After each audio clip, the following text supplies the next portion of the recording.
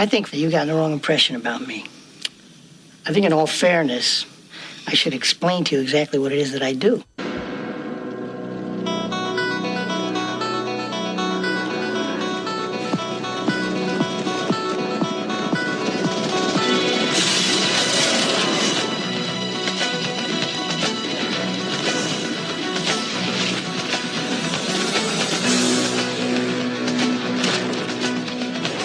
And now, your starting lineup for Triple H Sports, the Capital Region Wise Guys.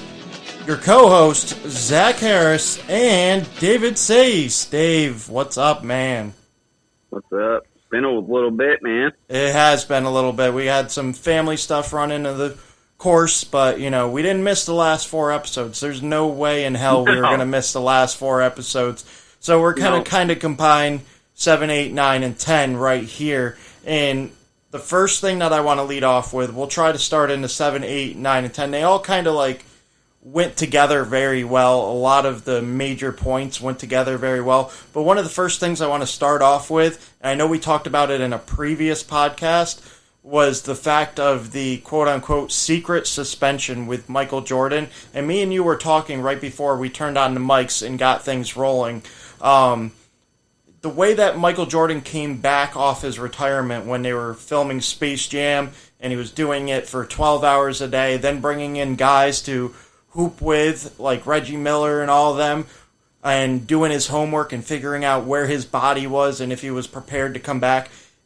I know he was in baseball shape, but there's no doubt in my mind that if he had a quote-unquote secret 1.5-year suspension, that he would have been playing against some of these guys. He would have been gathering some of these people because he was highly respected among other players. Players wanted to put their skill set up against his to see where theirs ranked among one of the all-time greats. So there's no doubt in my mind if he had a quote-unquote secret suspension that he would have never came back out of shape for those last 17, 20 games, whatever it was that year, and they would have been in better shape to face that powerful Orlando Magic team in the playoffs. Yeah, you know, as I mentioned to you off air, David Stern, you know, came out and said in the documentary, you know, it was never a suspension. That was a complete lie. He went and played baseball because not only was it, you know, his personal choice and something that he wanted to do, but it was also something that his father, you know, always wanted him to do. And, you know, he just came off a 3-peat and he felt he didn't really have anything to prove at the time. Mm-hmm. And he was, you know, tired. He was exhausted. Now, don't forget the summer, you know, that he retired in 93 and 92, he was in the Olympics, you know, so he had no time off. They basically won the finals against Portland in 92. We went right to the Olympics, started the regular season, and then won the third championship to finish off the 3-peat. Mm-hmm. So, I mean, you can't blame the guy for wanting some sort of break. So, you know, that's what he did. One of the things that I noticed between Michael Jordan and he who shall not be named on this podcast, because I know you're sick of comparing the two. But there is no comparison, man. This is one thing that I noticed. Michael Jordan, and obviously we don't know either of these guys personally, but watching the behind the scenes and even watching these guys growing up, there was a thing about Michael Jordan. There was just an atmosphere about Michael Jordan where it was, I am determined to win. With LeBron, it feels more like the fans, the media kind of put pressure on him to win. And it was necessarily pressure that, to me, on the outside looking in, didn't seem like he was quite ready for, compared to Michael Jordan, who literally put that pressure on himself. And I think that's a big difference between Jordan and LeBron. So if anything came out of this whole series, it was you could see the difference of them on the court. Like, Jordan put that winning mentality on himself. I feel like the fans and the media talking about the king coming into the NBA, like, they put the pressure on LeBron. So LeBron felt the constant pressure to win, and I think it was a different kind of atmosphere with Jordan and compared to LeBron. So I'm not comparing those two together, but just the way they came in and the necessarily need for the championships. You know what I mean? Yeah, well, I think that, when you go back, LeBron's first year was directly after the Jordan's very last year. So I think the media was basically reaching. They were basically pushing to find another Jordan. Mm-hmm. And, Kobe was already in the league for 7 years. So Kobe was the guy, but, this kid at a high school with all this talent and this and that, he didn't do anything at all in the NBA at the time. So, yeah, you're right. The pressure was put on him by the media from the very start. But one thing that I also learned, even more, I already knew that anytime you challenge Jordan, it's a big time mistake on your part.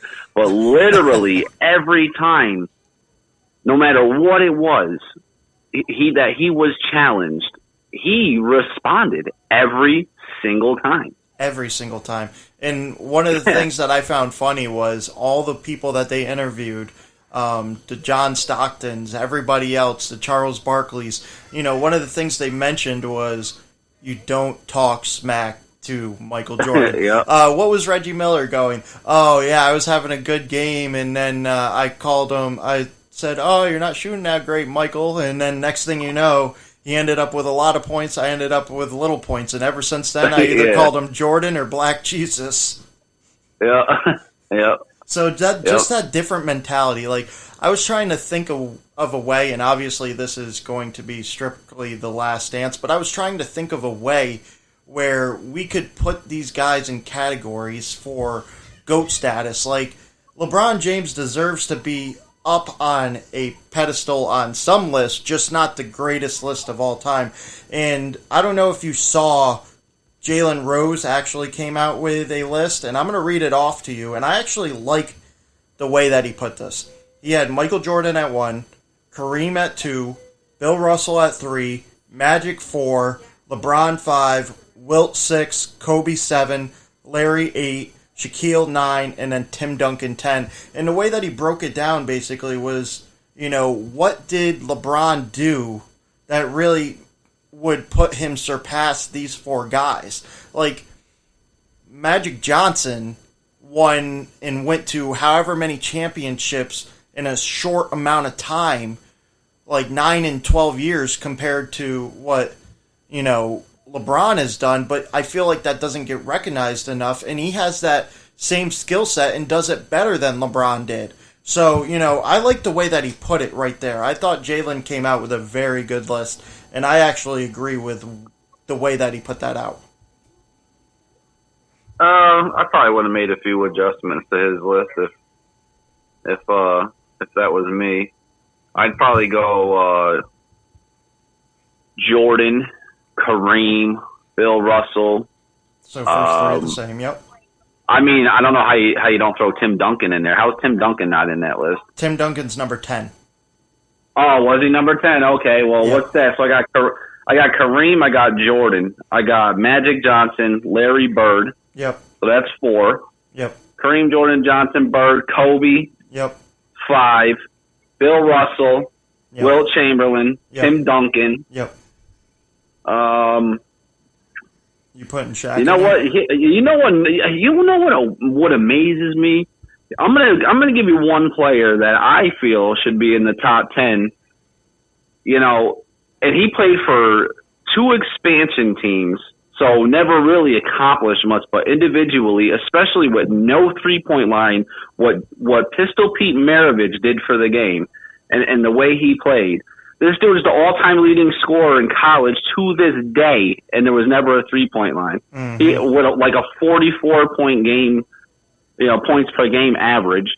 To me, in my opinion, Pete Maravich is a top 10 player of all time. I'm gonna put him in there, and oh man, it's tough. I would say LeBron's a top 15. I wouldn't even put LeBron in my top 10, to be honest with you. I'd probably put like Scottie Pippen in there over him, because Pippen could basically do everything that LeBron could. Maybe not as well, but maybe you can't even really say not as well, because he wasn't the alpha male on his team. He had Jordan there, and then the 2 years Jordan retired, you really seen Pippen step it up, and but Pippen was, in my opinion, a better defender than LeBron, just as good of a rebounder, just as good as a facilitator. You know what I mean? And he just scored wasn't when he needed asked to. Do everything. Exactly my point. Yeah, I agree with and then I'd go like Shaq or Hakeem Olajuwon, LeBron. They like round out my top 15.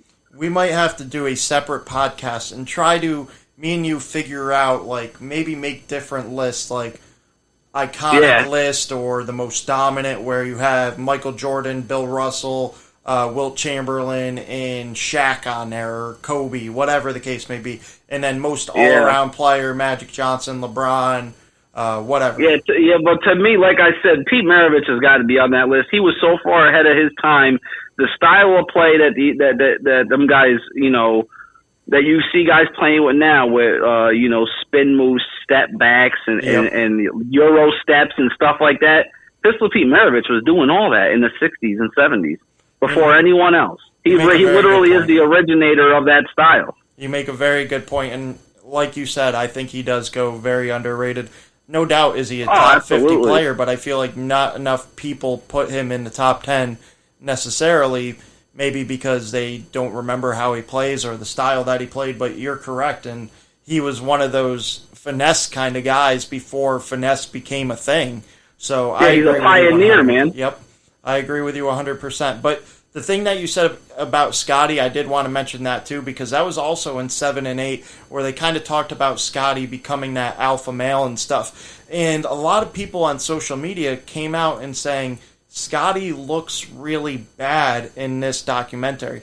And to each its own. Let's go through the points real quick.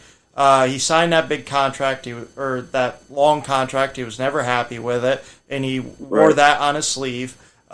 He decided to have surgery late. He pulled himself out of a game during the last couple of seconds. No matter what, even Michael Jordan said, to try to win that 7th championship, we probably would have had to try to talk Scotty into it. So things like that. And then Scotty coming out talking about when he pulled himself out of the game, saying, hey, I'd do it again if we were in that same situation. I do think that he came off in a different light. I still don't think he came off horrible, because you got to remember, this guy sacrificed his whole career of being an alpha male. A lot of people say he was not the second best player on the Bulls. He was the second best player in the NBA. He sacrificed his whole career. So if he wants to have that little bit of ego, we all have that little bit of ego. I'm not going to put him down for that. Yeah, I think that maybe that was part of his decision to sit out. Maybe that had something to do with it. He felt, he lived in the shadow of Michael for years, and, Michael's not there anymore, and he's the guy. And for Phil to, basically say we're going with Tony, a guy who was a first-year player on that team. I think Scotty felt insulted a little bit. So, I mean, does it look selfish a little bit on his part? I guess you could say that, but, we, like you said, we don't know him personally. We weren't in the locker rooms, but like I said, that was Scotty's team. So you could also say, maybe it was a little ignorant on Phil Jackson's part for him to do something like that.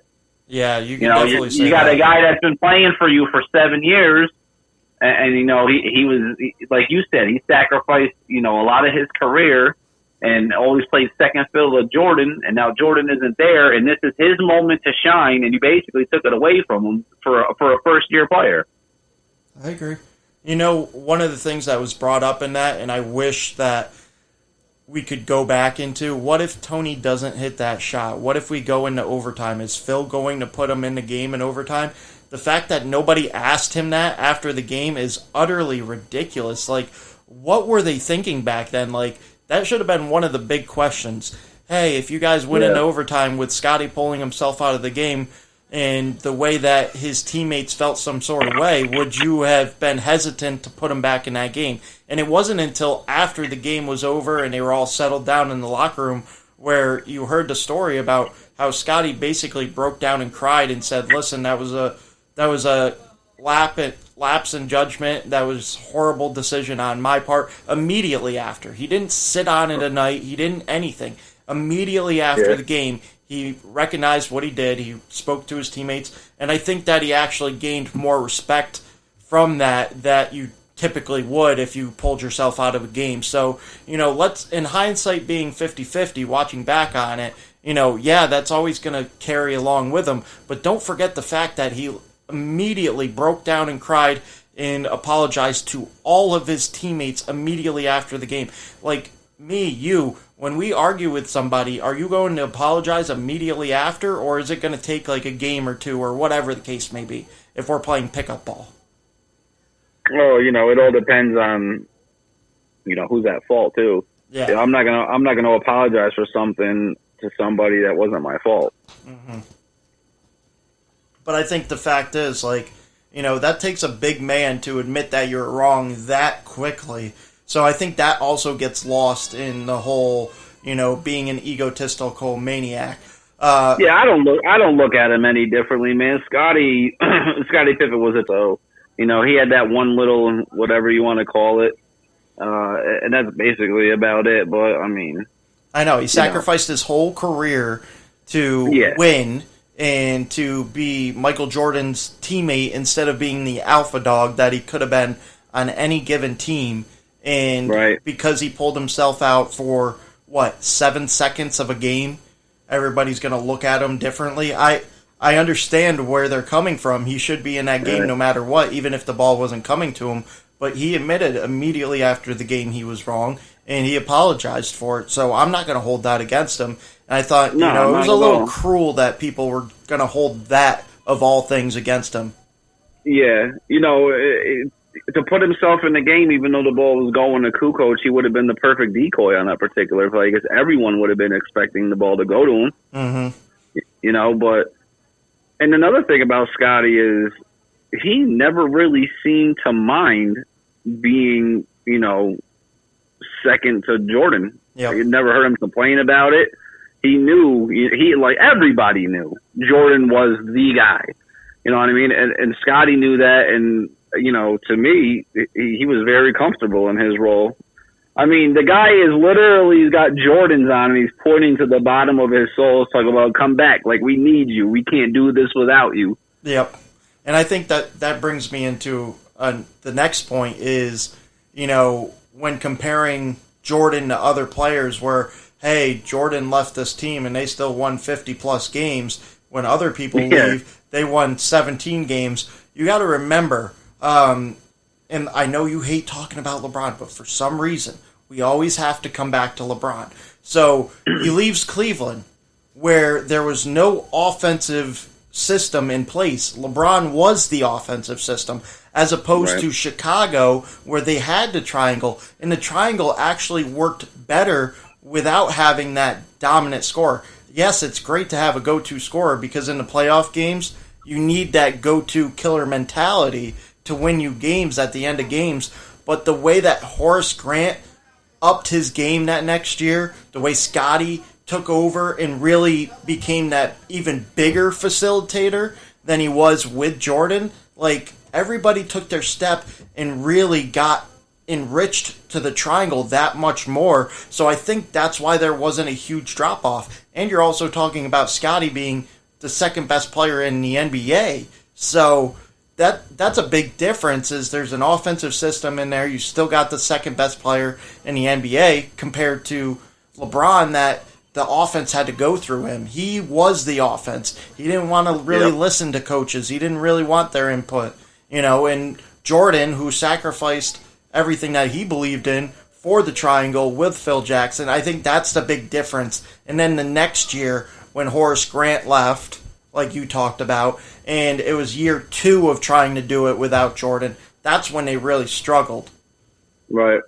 So I think they a didn't lot have to that get defensive rebounding type power forward. But to go back on your previous point, there's a couple factors that I'm going to point out as to why the Bulls still did well when Jordan left, as to compare why that Cleveland was so horrible once LeBron left.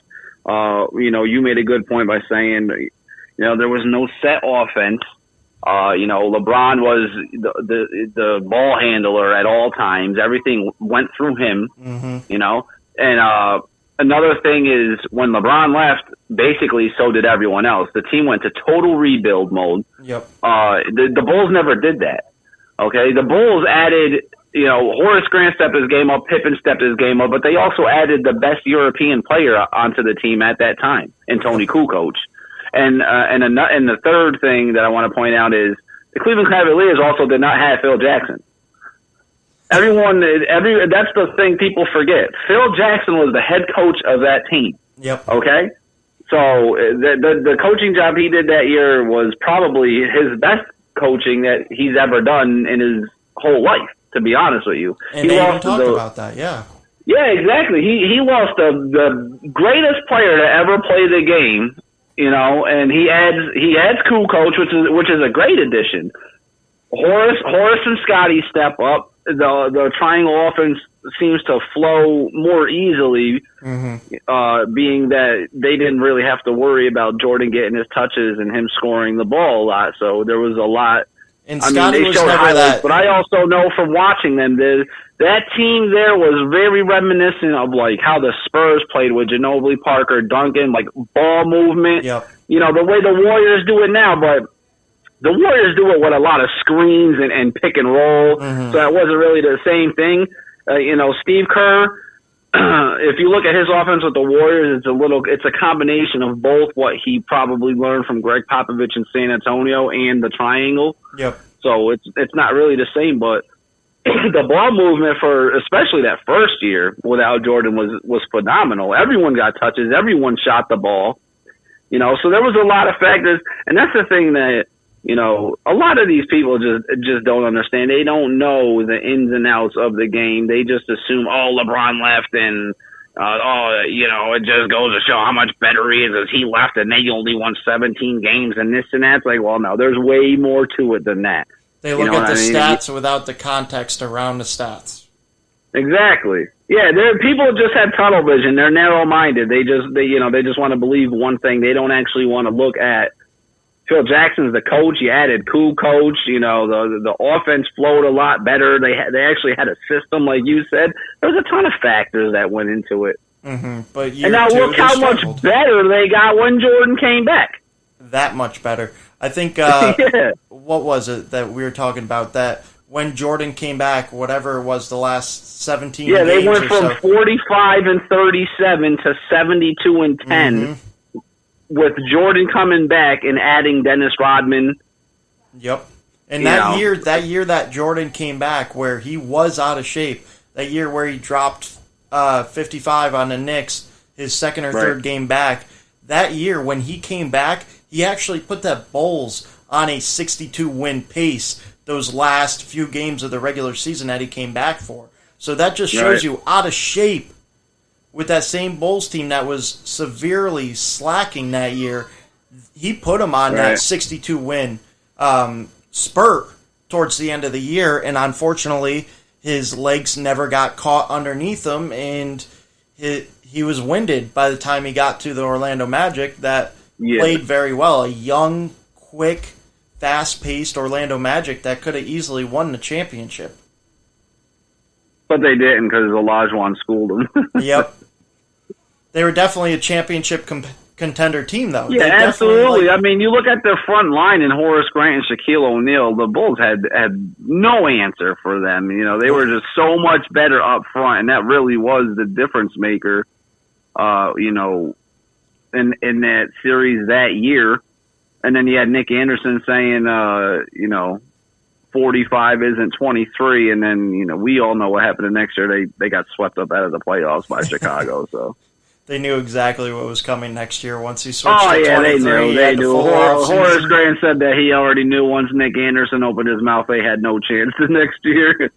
I love that Michael Jordan, and we've talked about this numerous times on the podcast. The chip on Michael Jordan's shoulder was unlike no other.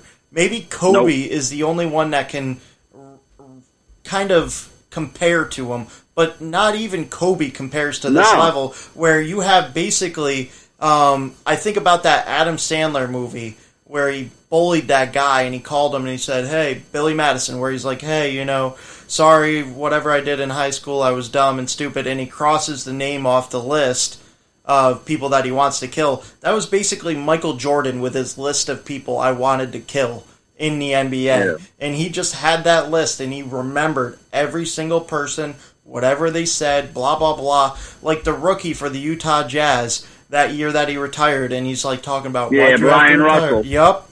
And it was just amazing the fact that he's like, oh, I remember this, and this was only 2-3 years ago. Now you got your chance, buddy. What are you going to do? I'm going to do that killer mentality. He absolutely abused Russell. Yep. He abused him. And to get into the last shot, I know we're jumping forward a little bit. We'll come back to 9 and 10 in a second. But to get to that last shot where people want to talk about the push-off, I think one thing that doesn't get noticed, if you remember the year before when they played the Jazz, there was a similar shot on the opposite side of the foul line where you could see the same thing with Russell where he just overran and his momentum carried him without Jordan extending the arm and just giving him a little love tap. So I think people forget that happened a year before, that same exact thing without the hand extension. Now you take a fast forward to the following year where he quote-unquote pushed off him, and from the backside, when you watch the video from the backside, it looks like he pushes off. But when you look at the side view and the front view where you can actually see more, you could totally tell that his momentum was already carrying him that way. And he kind of like put his arm out as to stop his everything that he was trying to push his momentum back, and his momentum just carried him the other way as he rose up and hit that shot. Yeah, it was far from a push off. I remember being a 12-year-old kid and watching that live, and even then, I was like, yeah, no, definitely far from a push off. Bob Costa said it best. It was basically the same thing as a waiter or a waitress leading you to your table. Just when they like gently placed their hand on your back or whatever, okay, here's your table type thing. It's exactly what it was. That's exactly Russell was. First of all, Russell on defense, all right, for people that never watched him or seen him play, he always was a little kind of like he had two left feet. And he was a little off balance. And he was just off balance a lot. Like when you watched him play defense, that's just how he played. It always seemed like he was a little bit top heavy. That's just how Brian Russell was. So yeah, Jordan was absolutely right. You know, it was his momentum carrying him forward, and he just gave him the little, you know, get off me kind of thing. And it was nothing more than that. I never thought it was a push off from the moment I watched it and up until now, you know, 22 years later. Now, do you think we can finally put to rest the fact that Jordan's flu game was really a hangover game and actually call it what it was, a food poisoning game?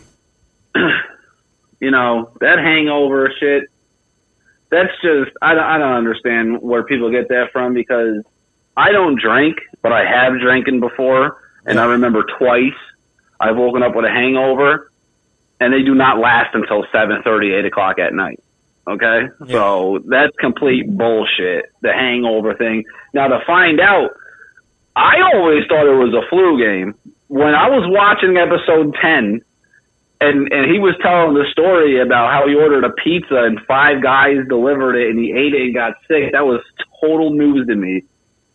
So, I mean, either way you look at it, food poisoning or the flu, the dude played 44 minutes and dropped 38 points in a pivotal Game 5 with the series tied at 2 on the road. Very efficiently, might I ask. Yeah.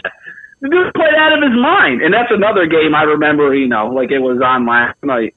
It's probably the best performance I've ever seen in the finals in my life, personally. You know what's crazy is the fact that his trainer that was actually interviewed during The Last Dance, but his trainer always screamed and cried food poisoning from that day. Right. And now finally getting that behind-the-scenes look of, you know, the staff that was there, his bodyguards and whatever, hanging out at the hotel room, and to realize that 5 guys delivered 1 pizza. When have you ever seen 5 people deliver anything other than, you know, if you're moving your house? Like, come on. Yeah.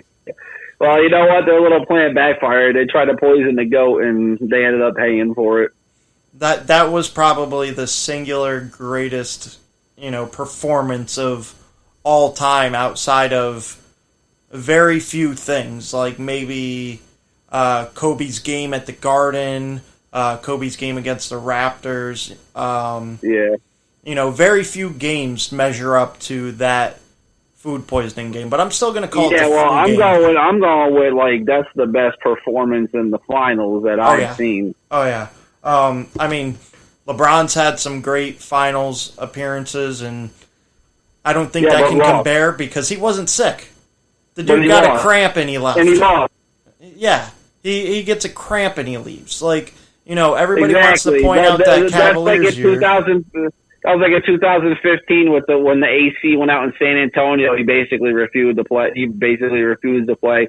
Listen, Jordan's mother told him that he shouldn't be playing in Game 5, and he told her, "There's no way I'm not playing." Yep. LeBron, I can guarantee you, if that was LeBron, he would not have played that game. As pivotal as that game was, he's just not built like that, man. He don't have the mentality. He doesn't have the toughness, the grit.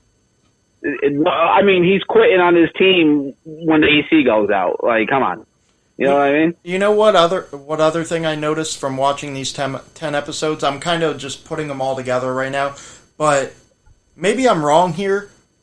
You take the steps, the process, and I know we hear about the quote-unquote process nowadays, but you take the process of what Michael Jordan had to go through to get to the championship, and you could call it teams taking turns or whatever the hell you want to call it.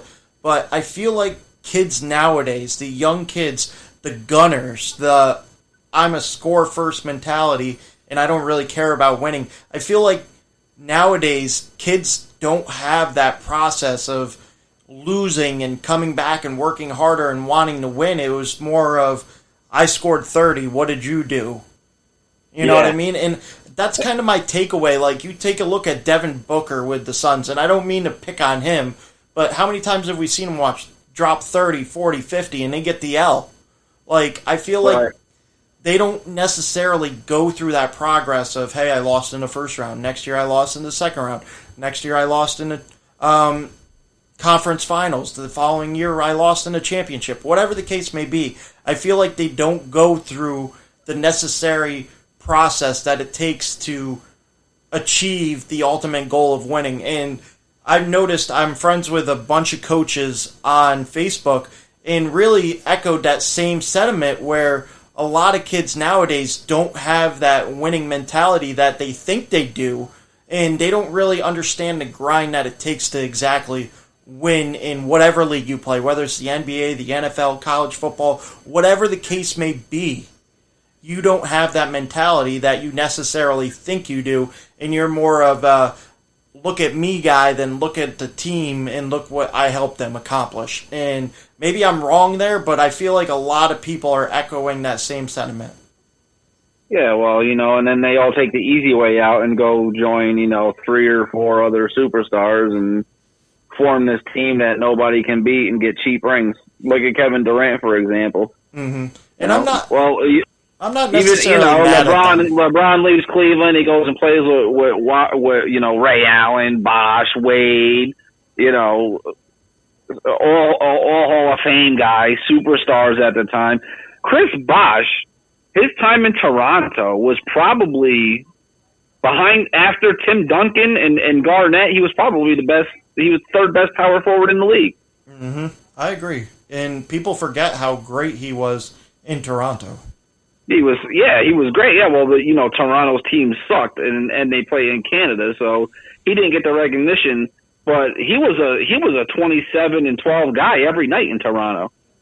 He definitely was something different. So, but yeah, like that's one of the things I noticed, that these kids nowadays don't necessarily have that process that they did back then, where you lose, you come back stronger.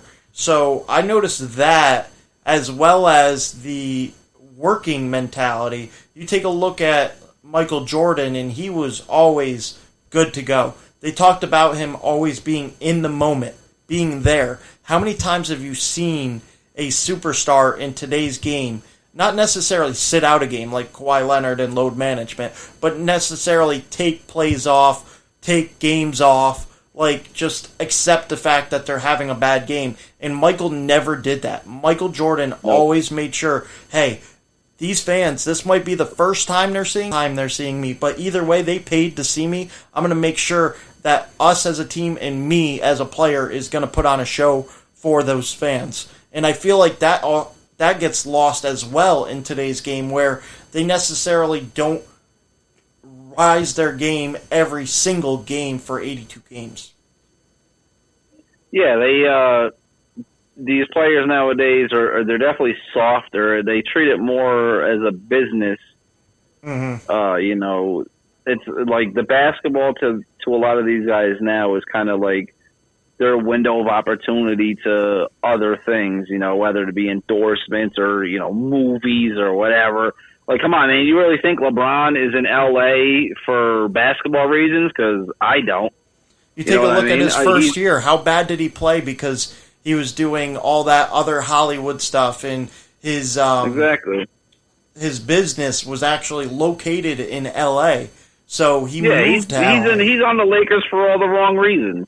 And I think a lot of fans got to him after that first year in L.A., and that's why you see, obviously, he made the Lakers go out and get Anthony Davis, but that's why you see a different mindset from LeBron this year as opposed to last year, where, like we talked about, where it looks like a lot of these guys take games off and accept the fact that they're having bad games and don't try their hardest 24/7. I think you've seen more of that from LeBron in year one as a Laker than year two, where, he kind of got called out for it. Like, yeah, defensive player, how many times have you just sat back and tried to get a rebound and force the ball up? How many times did you slack on the defensive side of the ball, and then on the offensive side of the ball, you just held on to the ball till somebody got open?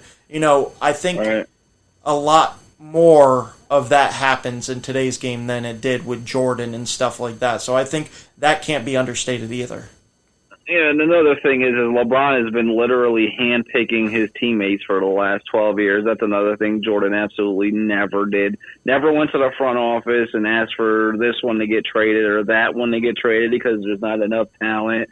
Never, another example, LeBron with David Platt, and even when things were rough with Tyronn Lue, talking about, he's known that he went to the front office and said, this guy's not working out. I don't like his style of play. I don't like his coaching. He needs to go. And then you look back earlier in the documentary when Jordan was 100% Doug Collins guy, and when they got rid of him, he was pissed because he wasn't really liking Phil Jackson, what he was bringing to the table. Which is absolutely insane looking back on it now. Yeah, exactly. So Jordan never went to Krause or Reinsdorf and said, oh, we should trade this guy for this one. Never handpicked his teammates, never threw a coach under the bus, whether he liked them or not. There's no similarities. I keep saying, man, I hate watching, First Take or anything. These guys are supposed to be professionals. Why are you comparing LeBron to Jordan? There's no comparison. If you want to compare someone to LeBron, compare him to Magic Johnson, because honestly, that's the only player that I see similarities when it comes to their style of play or anything else. Period. And Magic Johnson, people forget, he's the all-time leader in assists per game. Now, I know John Stockton's the all-time leader in assists, but Magic Johnson's the all-time leader in assists per game. I believe it was somewhere over 11, like 11 and a half, 11 and a quarter, whatever the case may be. But he's the all-time leader in assists. He could score, he could pass. He never had that score-first mentality. Same thing with LeBron. LeBron never really had that score-first mentality, and that's the way that Magic Johnson was. So if you want to compare somebody for LeBron, that's Magic Johnson. And that's not to take a shot at either of them, because both Magic Johnson's a top 10 player of all time. So if you want to compare him, that's not a shot. That's just saying that, he's a different kind of player, and that there's nothing wrong with that. But Michael is the alpha dog of not only the Chicago Bulls, but of the NBA in the NBA history. And there's nobody that could top that. Exactly, and all of Jordan's peers, when you ask them who to go is besides Isaiah Thomas, they all mention Jordan. And then you look at the comments from these modern day NBA players, LeBron's peers, and look who they say is the GOAT. These are guys, and even guys that played with LeBron, Kevin Love, Dwayne Wade, Kyrie, all commenting. Channing Oh, Frye. Yeah, they know themselves. Like LeBron, they say themselves, and they played with LeBron.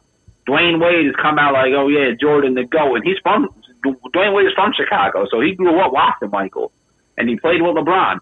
All right, so he's come out and said it. Kevin Love tweeted multiple times, oh, Jordan the GOAT, this, the alpha male of all alpha males. Kyrie's come out and said it, so there is no argument there. To me, first of all, that ship has sailed well over 10 years ago, if you ask me. I don't understand why they keep this argument going. There's no argument. There's zero argument. I don't care what anyone else says. Everyone else can have their opinion. There is no argument. Jordan is a million times the player that LeBron could ever dream of being. Period. And that's that. Do you want to know what Channing Frye said? What do you say? Channing Frye's exact quotes. He only had really one job talking about Michael Jordan, and that was to just score. He did an amazing rate, but I don't feel like his way of winning then would translate to what it is now. Guys wouldn't want to play with him. Guys wouldn't want to play with him because he's soft. And if you ask Jordan, yeah, he loved to score, but you know what he loved more than scoring is winning. So if you ask me, did he have one job? You're absolutely correct. He had one job, and that was to win championships. What the fuck Channing Frye ever won? Tell Channing Frye, shut up. Whoa. You're talking about a former Knick. Don't be going too hard on Channing Frye. Wow, I'm just kidding. Well, guess what? Tell Channing Frye to D up on a prime Jordan and get 60, drop down his head. And then you had guys like John Wall who were like, he's scoring 30. His career average is 30 when there wasn't really a 3-point game to the level that it is today, and where there was hand checking and bloody fouls compared to today's game. What makes you think that he can't drop 45 in today's game? Easily. Dude, James Harden is out there scoring 38 a night. He's absolute garbage, okay? On 50, 55 shots, Jordan would easily average 45 a game. Not even a question. And who's going to handle Jordan? There's no one in the league that the only player that I can even think of that'd be able to somewhat contain him that actually plays defense is Kawhi Leonard. Oh yeah, and Kawhi Leonard, you'd probably not get the offensive game from him that game because of the defensive efforts that he would have to give. And honestly, if I had to pick a player in today's game that's even a little bit reminiscent to Jordan as far as. And that's another thing about Channing Frye's comment. Oh, all he had to do was score. Okay, well, he was a 10-time first-team all-defensive player, and he was a scoring champion and defensive player of the year in 1987. Yep. So Channing Frye don't know what he's talking about. Jordan played both sides of the ball better than anybody. And going back to my comparison, to me, if there's anyone to compare Jordan to that plays in the NBA right now, it would have to be Kawhi Leonard, the way he plays both sides of the ball. I would agree. I don't think you see that same killer mentality from Kawhi. I mean, during that playoff run with Toronto, you did a little bit because he was the guy, but not to the level of Michael Jordan. So if you're lightly comparing, I agree there with the fact that he plays both sides of the ball. He has that one-on-one game, and he can also play within an offensive system. So I agree with you there. Look what he did in 1 year in Toronto. You know? Exactly. The way that I look at this, the 10 episodes obviously weren't enough. They're coming out with a special After the Dance with your boy, because he ain't my boy, Stephen A. Smith, Tuesday night. That's called like After the Dance, where they're doing special interviews. So maybe we'll break down that later in the week as well. But the takeaway from these 10 episodes, 10 hours, first of all, wasn't enough.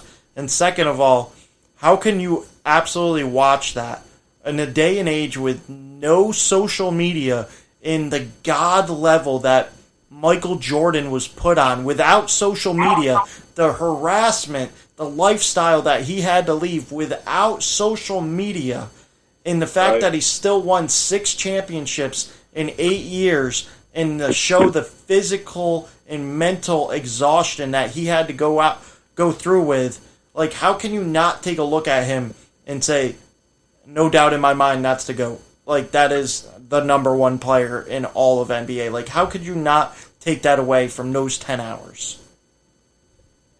Yeah, I mean, absolutely. Social media back then was your local newspaper. Mm-hmm. You know, and that's the truth. Yeah, I mean, he was larger. He was larger than life. He was known everywhere around the world. He's the first athlete, really, where he didn't even have to say his full name. You just said Jordan, and people know who you were talking about. You could say MJ, and everybody's like, Michael yeah, Jordan. Exactly. And I've seen a couple comments on social media myself from people in like China and Asia, some in Asia like Japan and stuff like that. And even today they're like, everyone knows and talks about Michael Jordan still here and wherever he's at, and no one talks about LeBron. Like he's like 99% of the people are still Jordan fans, and he don't even play anymore. Mm-hmm. I think it's absolutely insane. The last thing that I really want to talk about before we wrap up about 9 and 10 and basically the whole series, we will get into the After the Dance podcast, maybe later in the week. But the last thing I want to talk about is I read an article and they talked to Michael Jordan's daughter on really why he didn't want this documentary to come out to begin with. And I think a lot of the youngsters, and we always go towards the late millennials and the next generation where they grew up where it was a different kind of era. There was more social media. It was more acceptable to have things quote unquote handed to you. So I think a lot of people, he was worried that people were going to think that he was too harsh and not really understand his mentality and why he did things the way he did. But you take a look at what he did. It was no different than, you wanting to get the best out of yourself and wanting to get the best out of me. Like, that's all he was doing. And that was his mindset was, you take a look, and I think this gets overlooked a lot too, is when it came to practice and when it came to game time, there was nobody more serious. But when it came to going on the golf course with him or hanging out outside of the game, there was nobody more chill, more relaxed, and funny and outgoing than Michael Jordan. And I think that gets lost. Like, he keeps those two guys separate. There's the killer mentality, and then there's like the, hey, let's hang out, let's be buds, all that stuff. So people forget and lose sight of that. And I understand where he was coming from with that whole maybe people don't understand his mindset.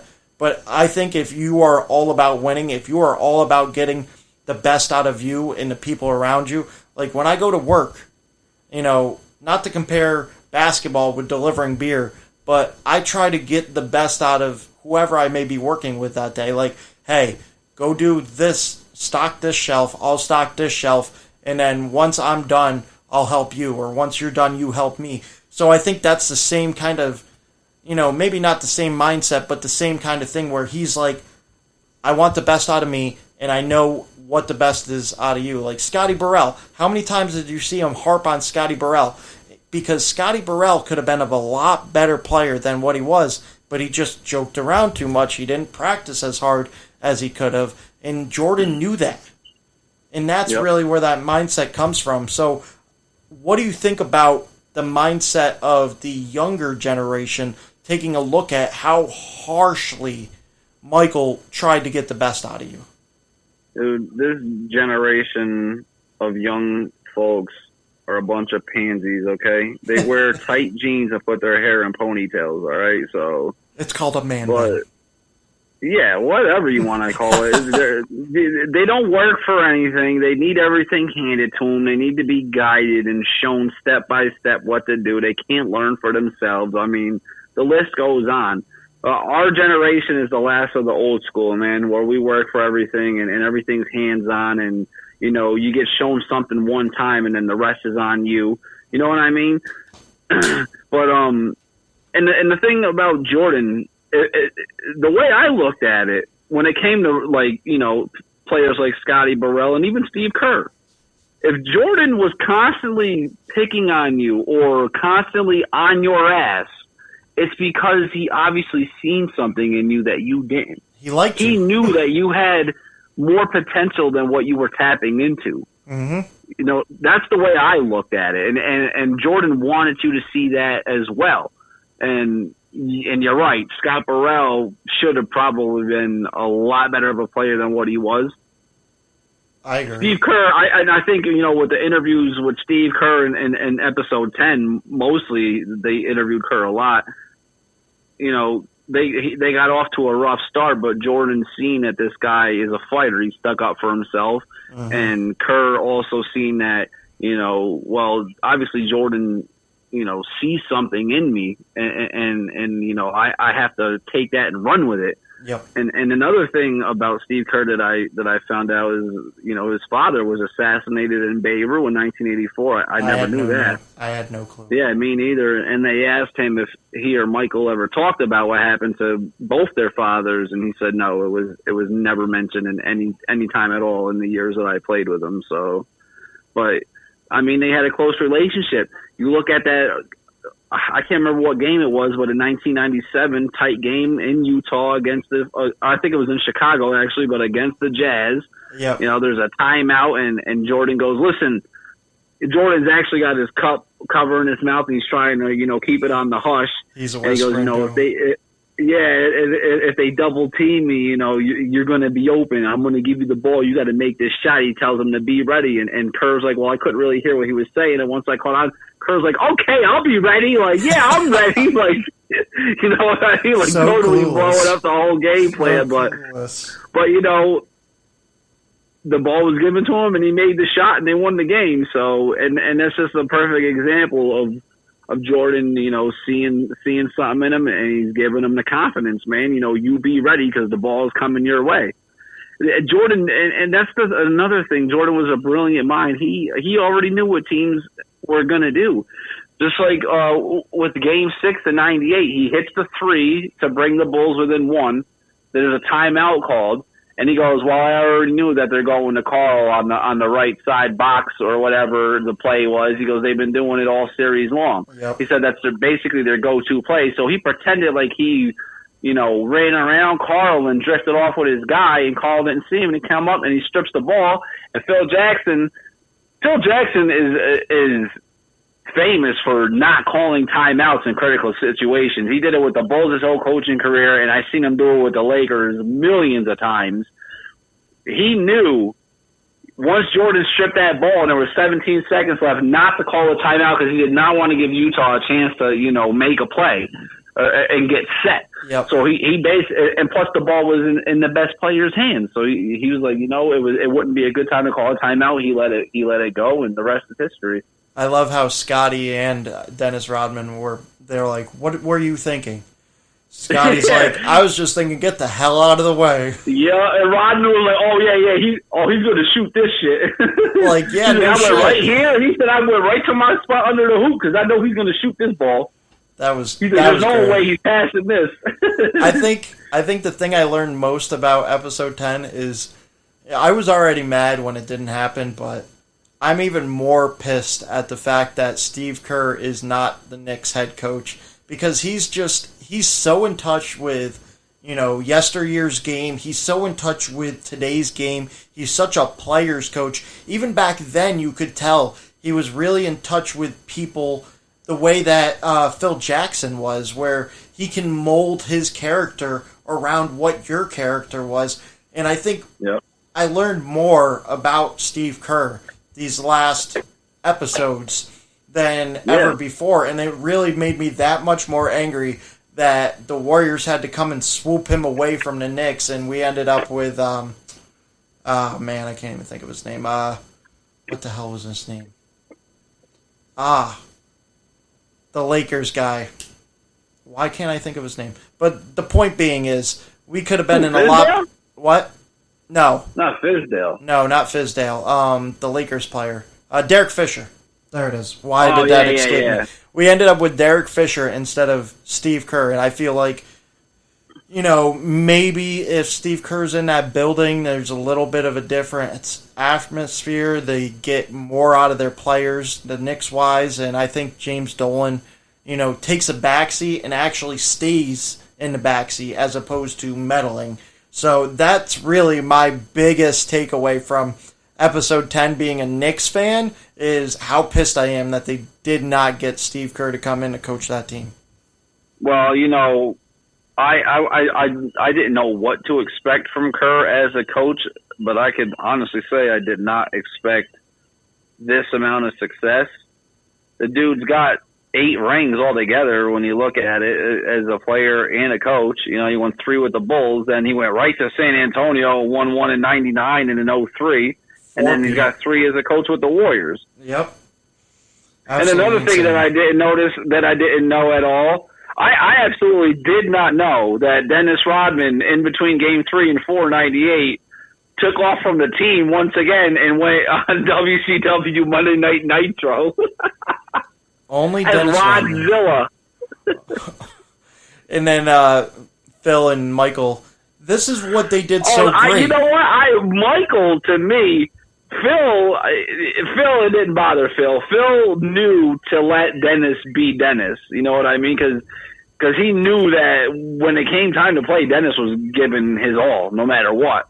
And Jordan, to me, thought it was hilarious. Hey, Rodzilla! Rodzilla, go over there, Rodzilla. Rodzilla, you're here in practice. It's about time. Come on, Rodzilla. Oh, my God. The way that he was accepted, we talked about this before. You see him with the Spurs, and you had that feeling of he's not going to last very long in this league. Then he gets picked up by the Bulls and misunderstood, misguided. Nobody wanted to accept him for him except for, Phil Jackson, Scottie Pippen, and Michael Jordan. So that's another thing is the whole team did, really. Yeah, the whole team, of course. But it obviously is important for the coach and the best player to accept you for who you are and know what you need when you need it. You know what I mean? Mm-hmm. He was just a different dude, and they knew that. When he needed to be motivated, they smacked him in the butt. When he needed to take a break, they let him take a break. But I think the biggest thing is you could say what you want about Michael Jordan. You could talk about how harsh he was with his teammates, but he accepted you. He knew what to get out of you, how to motivate you, how to get you to go and do things that you didn't know you could do yourself. And believe it or not, he was one of the best teammates.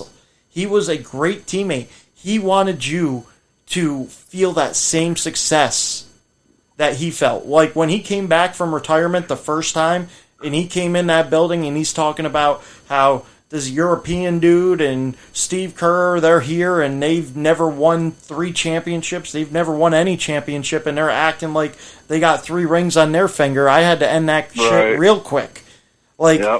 He wanted to end it for the simple fact that he wanted to win, but he also wanted to end it because he didn't want that spoiled mentality, and he wanted them to actually earn it and feel that same kind of, feeling you get when you finally succeed yourself, and not to live off somebody else's success. And that's really what it was about, was he wanted to bring you there so you can feel it for yourself. So say what you want, he was an outstanding teammate.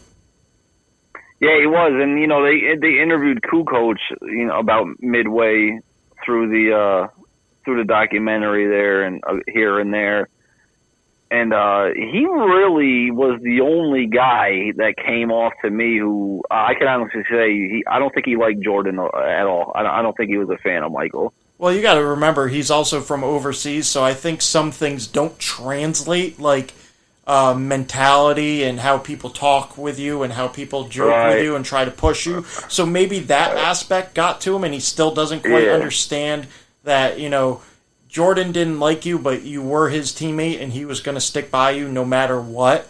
And once he got to know you, once he got to trust you, you were his guy, and once you were his guy, you were set for life.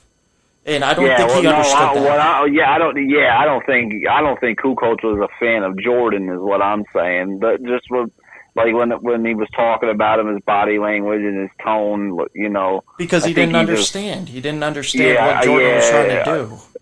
Yeah, exactly. It could have been, the overseas thing, and because they are a lot more simplistic in Europe, and overseas when it comes to basketball compared to here in the United States. The game is a lot different.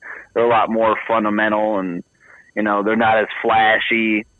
It's a lot more, team driven. Like you said, these guys here are more about, individual stats and stat padding nowadays. And the game is just not the same, man.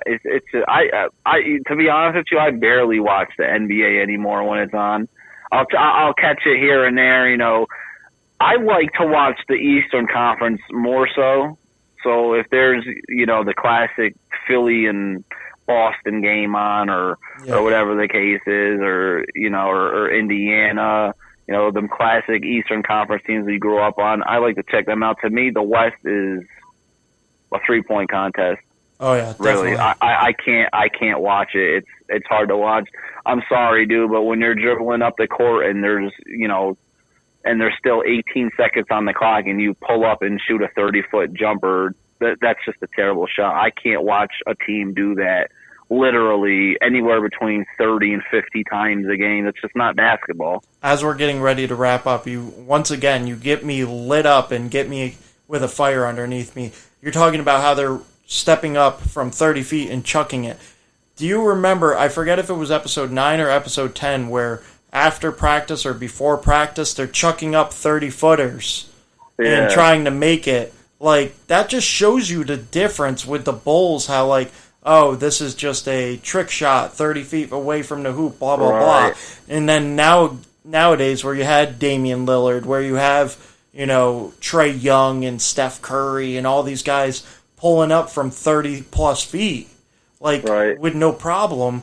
Like, it's just a different game, and that really, what you brought up, that point made me remember where, Steve Kerr and Scotty Burrell and all of them were standing in line trying to hit the quote-unquote trick shot from, 30 feet away, and how it was just a game to them, when really, today's game, that is the game for them.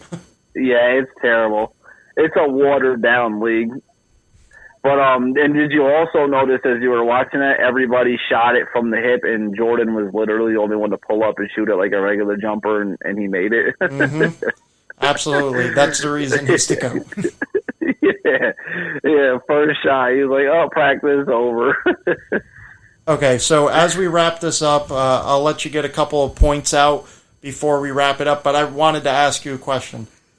What do you honestly, hopefully, expect the younger generation to take away from this game? Realistically, they're not going to say Michael Jordan's the GOAT. They have their say. They're going to say LeBron. They have an agenda. No matter what they saw in these 10 episodes, LeBron's their GOAT. LeBron's their guy. So what realistically do you hope that the younger generation takes away from these 10 episodes?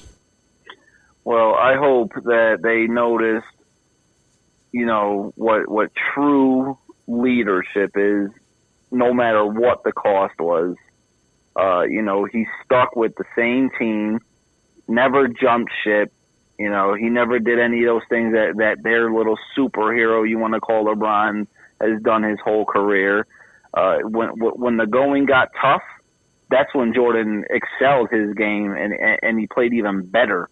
You know what I mean? Every time he was questioned, every time he was challenged, every time the media was out for him, he responded, literally every single time.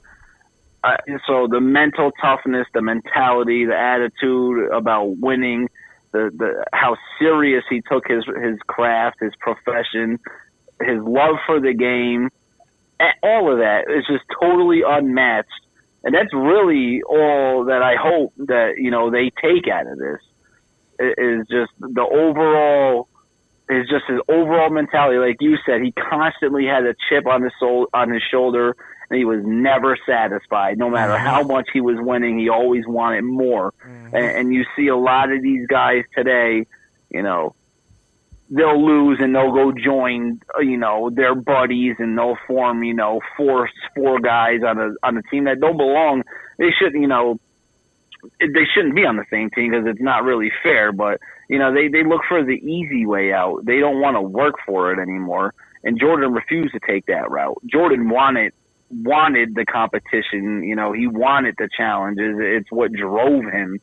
So that's the one main thing that I hope these kids open up and realize, like, damn, when shit really hit the fan, this guy meant business.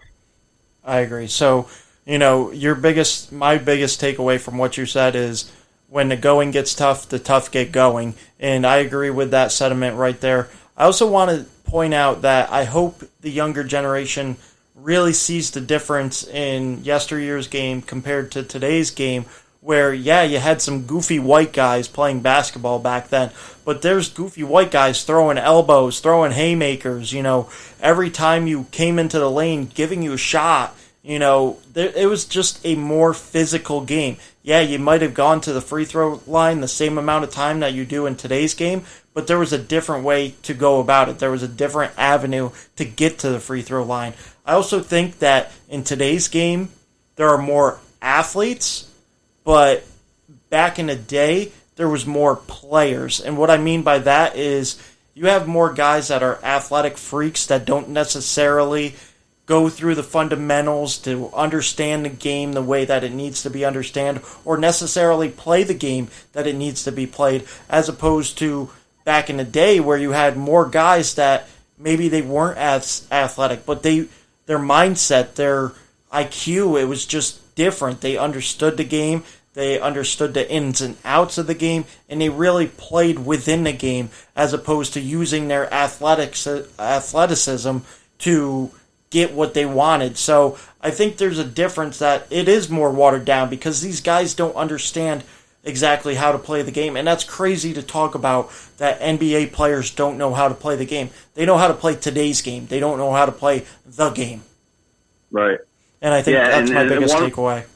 One more thing I'm going to add. I'm just going to, call out all these. It's mostly kids because honestly, the majority of LeBron's fan base are kids basically 21 and under. The majority of them, from what I see. You can even say under your age. And they all say that, oh, Jordan didn't beat anyone and he played bums and this and that. I'm going to give you a quick list, okay? And 90% of these guys are Hall of Famers. These are players that Jordan ran through in the playoffs and in the finals on his way to 6 rings, okay?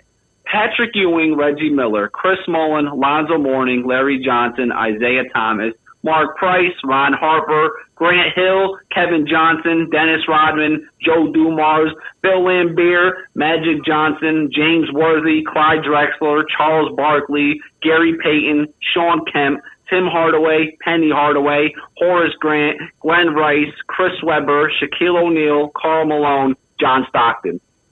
Do they sound like bums to you? How many of those guys are known as top 100 players in NBA history? All of them.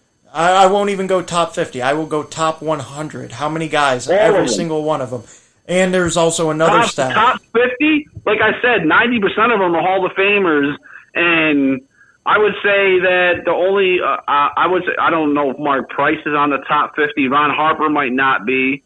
Grant Hill isn't because they came out with that list, I think, before Grant Hill really got going. Patrick Ewing is, Karl Malone is, John Stockton the majority is. of them. So you say you figure 90% of them are Hall of Famers and 75% of them are top 50 players of all time. And here was a stat that I noticed in the last episode. Michael and Scotty defeated the most 60-win teams in NBA postseason history with 7. Yep. They want to talk about how LeBron faces all these teams. They defeated more 60-win teams than any other person in NBA history. And you don't win 60 games on accident. So No. That's just my last piece. Anything else you want to leave off with? No, man. I don't think so. I'll just mention that, the documentary is over, sadly. I wish we had another 10 episodes. But I mentioned to you, I believe it was yesterday, they got these new 30 for 30s coming out. The first one, I believe, is on Lance Armstrong. Then they're doing one on Bruce Lee. They've got one on Vince Carter. They're going to do one on the season. Basically, it's on the 98 season, I believe, where Sosa and McGuire both broke the home run record at the same time. So, they got a bunch of new stuff coming up. They're trying to be creative, being that there's still no sports. So that's something to look out for. And that's really all I have to say. There's no argument, in my opinion. Jordan's the GOAT, man. I'm a Kobe guy because I watched his whole career, but even my guy Kobe, God rest his soul, he not even Kobe can compare to MJ. So I'll just leave it at that. Jordan's the GOAT. I think that's the biggest takeaway for me is absolutely Jordan is the GOAT.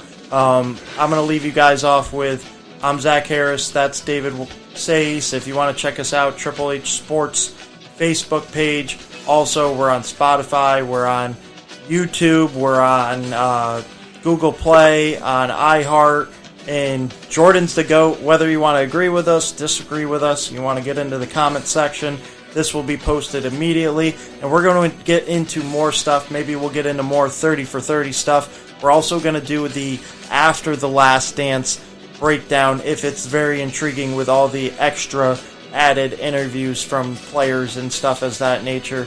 So, Dave, listeners, stay happy, stay healthy, and talk to you next time.